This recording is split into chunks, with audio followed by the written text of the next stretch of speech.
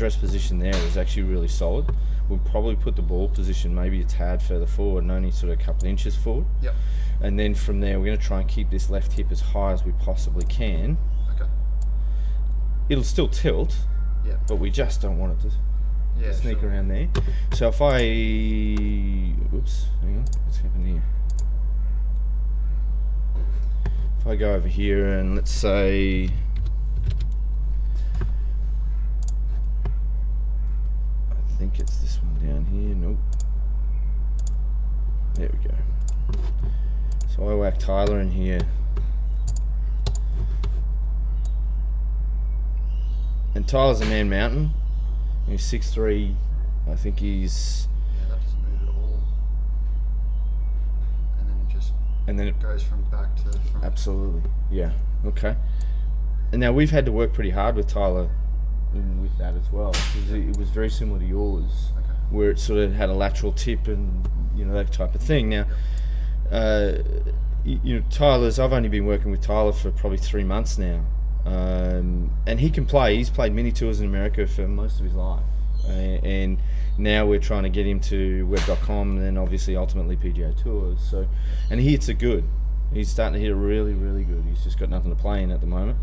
So that type of thing, that body shape there, and that doesn't matter who I put in there at an elite level, they'll all look very similar to that. Sure. So, when we then look at that, it's a little tippy. Yep. Okay.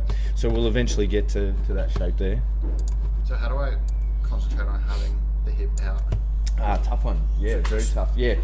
At the top of your backswing, it'll feel like that hip, all the way through the backswing, it'll feel like that hip actually moves towards the target. Yep.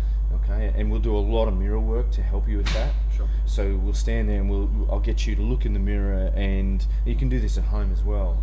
And with a shadow in front of you out in the golf course if the sun's out. It's really, really simple. We'll see the left hip feel as though it's not moving. It will move ever so slightly, but it'll feel like it's not moving. Okay, and we'll put a point behind you in a mirror and past your left hip and make sure that it doesn't move too far away from that. And then you'll start to see that body shape look a little bit more that way in a reverse K rather than, tipping the opposite way.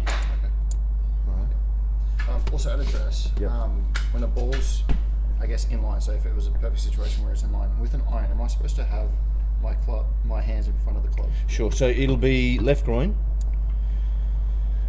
So the club will point at your left groin. Okay, so that's when we start talking about leverage from your armpit to the shaft of the golf ball. That's pretty much spot on. For yourself, you do a pretty good job of it. It was a little in front of it. That's not too bad. But if we put the ball further forward, that'll actually match up quite nicely. Okay, so it's sort of, it's still hands in front of the ball. Marginally, yeah, absolutely. And as you get to driver, which is out the front here, that's when the driver's out the front here, that line will almost be virtually straight in line with your hands will be straight in line with the golf ball. Okay. So it's not something that it changes due to where the ball position is. Now the ball position will never get past there in your stance. A wedge will be there, and then it'll move forward as you go along. Okay.